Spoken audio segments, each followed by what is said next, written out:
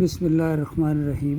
دیکھیے یہ آپس میں جو ان کے سیاسی جنگیں ہیں، اس کو یہ حق اور باطل کا معاملہ کہنا شروع ہو جاتے ہیں۔ یہ ان کی سب سے بڑی خیانت ہے۔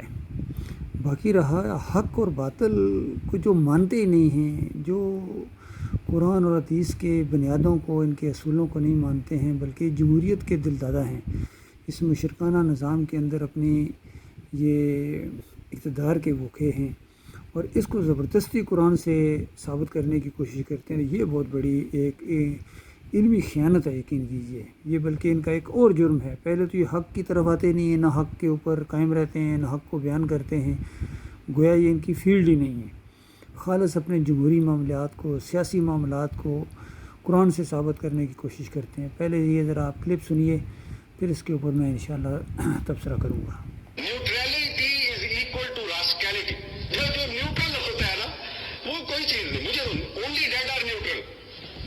ڈاکٹر صاحب کیا قرآن اجازت دیتا ہے، اس کی اللہ تعالیٰ اجازت دیتا ہے کہ آپ نیوٹرل ہو جائیں حق و باطل کے مارکے میں؟ حق کا ساتھ دینا ہوتا ہے۔ آپ جو ٹوٹے چاہے دوسری طرف کھڑے ہو جائیں، بیچ میں نہ کھڑے ہو۔ قرآن میں اللہ نے ہمیں حکم دیا ہے کہ تم اچھائی کے ساتھ رائے حق پہ کھڑے ہوگے اور بدی کے خلاف جہاد کرو گے۔ اللہ نے کوئی تیسرا راستہ نہیں دیا۔ آپ نیوٹرل نہیں ہو سکتے، اللہ کا حکم ہے۔ دیکھیے جہاں تک حق اور باطل کا معاملہ ہے تو یہ دونوں حضرات، چاہے جنرل حمید گل ہوں چاہے عمران خان ہوں، یہ نیوٹرل رہے ہیں۔ یہ دونوں نیوٹرل تھے اور بالکل جنرل حمید گل نے صحیح کہا ہے کہ نیوٹرلٹی از ایکول ٹو راسکیلٹی۔ تو ظاہری بات ہے، میں نے ان دونوں کو دیکھا ہے، جب حق کا معاملہ ہے یہ نیوٹرل ہو جاتے ہیں۔ میں نے جنرل حمید گل کو دیکھا ایک ویڈیو کے اندر، اس کی آنکھوں کے سامنے نعرہ حیدری یا علی مدد لگا رہے تھے اور یہ نیوٹرل ہو گیا تھا، یہ جرنیل نیوٹرل ہو گیا تھا، اس کے ماتھے پر شکن نہیں پڑی۔ وہاں موقع تھا حق کا ساتھ دینا، وہاں موقع تھا ان کو کہنا یہ شرکیہ نعرہ تم نے لگایا ہے۔ اسی طرح عمران خان بھی جب مزار کے سامنے جا کے لیٹ گیا تھا تو وہاں تو نیوٹرل کیا، یہ نیوٹرل بھی نہیں رہا، وہاں تو باطل کے ساتھ جا کے کھڑا ہو گیا۔ اسی طرح میں نے اپنی آنکھوں سے دیکھا، یہ اپنے بازو پر اس نے یا علی مدد کا پٹا بنوایا تھا، تو وہاں نیوٹرل بھی نہیں رہا تھا، وہاں تو باطل کے ساتھ جا کے کھڑا ہو گیا۔ تو یہ باقی جتنے کفر و شرک کے ساتھ جا کے کھڑے ہو گئے، یہ تو نیوٹرل بھی نہیں رہے، یہ تو باطل کے ساتھ کھڑے ہو گئے ہیں۔ حق کے ساتھ کھڑا ہونا یہ بڑی زبردست بات ہے۔ اس کے اندر اگر کسی کے اندر جرت ہو کہ یہ توحید کی دعوت اٹھی ہوئی ہے الحمدللہ پاکستان سے، الہکم الہ واحد لا الہ الا هو الرحمن الرحیم، کہ تمہارا ایک معبود ہے، تمہارا ایک داتا ہے، ایک دستگیر ہے، ایک مشکل کشا ہے، ایک حاجت روا ہے، کوئی واسطہ وسیلہ نہیں ہے، اور کوئی ان کے آگے، ان مندروں کے سامنے، ان مزاروں کے سامنے، ان درگاہوں کے آگے جھکنا یہ خالص بت پرستی ہے۔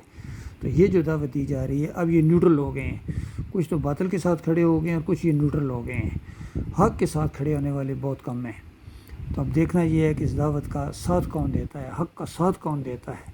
یہ صحیح معنوں میں اللہ کے بندے ہیں، چاہے وہ سول میں ہوں، چاہے وہ فوجی بھائی ہوں، چاہے وہ سیاسی لوگ ہوں، جو بھی اس حق کا ساتھ دیں گے۔ یہ حق دعوت اٹھی ہے الحمدللہ پاکستان کے اندر سے، توحید کی دعوت۔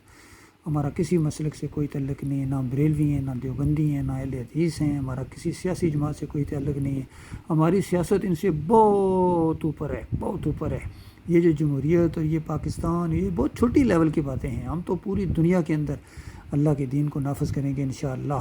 پوری دنیا کا نقشہ بدلی ہو جائے گا اس توحید کی دعوت کو ماننے کی وجہ سے، رد شرک کی وجہ سے، اور طاغوت کی نشاندہی انگلی رکھ کے نام لے کے کہ یہ ہیں تمہارے اکابرین، یہ ہیں تمہارے سیاسی لیڈر، یہ ہیں تمہارے جرنیل جو تمہاری دنیا کی خاطر تمہاری دنیا اور آخرت دونوں برباد کر رہے ہیں۔ اللہ کے بندوں ان کے پیچھے نہ چلو، بالکل توحید کا ساتھ دو، اللہ کے بندوں کا ساتھ دو اور حق کے ساتھ کھڑے ہو جاؤ۔ یہ حق ہے، یہ حق ہے کہ اللہ کے علاوہ کوئی معبود نہیں ہے، اللہ کے علاوہ کوئی داتا نہیں ہے، کوئی دستگیر نہیں ہے، کوئی مشکل کشا نہیں ہے، کوئی غوث اور غوث العظم نہیں ہے، کسی کی نظر و نیاز نہیں ہے، کسی کا واسطہ وسیلہ نہیں ہے، کسی کا رکوع اور سجدہ نہیں ہے۔ اور یہ جمہوریت کا نظام خالص مشرکانہ اور طاغوتی نظام ہے۔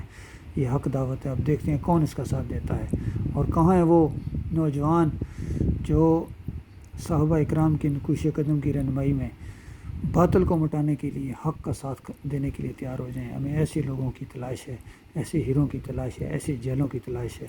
اللہ تعالیٰ ہمیں ایسے لوگ دے جو باصلاحیت ہوں، ایماندار ہوں اور جم جانے کا، حق کو پہلے قبول کریں اور پھر جم جائیں، کیونکہ بڑے بڑے آتے ہیں جمتے نہیں، پھسل جاتے ہیں، تھوڑا سا پریشر پڑتا ہے معاشرے کا، حکومت کا، تو پھسل جاتے ہیں۔ تو انہوں نے بین الاقوامی پریشر کیا برداشت کرنا ہے؟ جو اندرونی پریشر برداشت نہ کر سکیں، جو گھریلو پریشر برداشت نہ کر سکیں، برادری کا پریشر برداشت نہ کر سکیں، علاقے کا پریشر برداشت نہ کر سکیں، انہوں نے بین الاقوامی پریشر کیسے برداشت کرنا ہے؟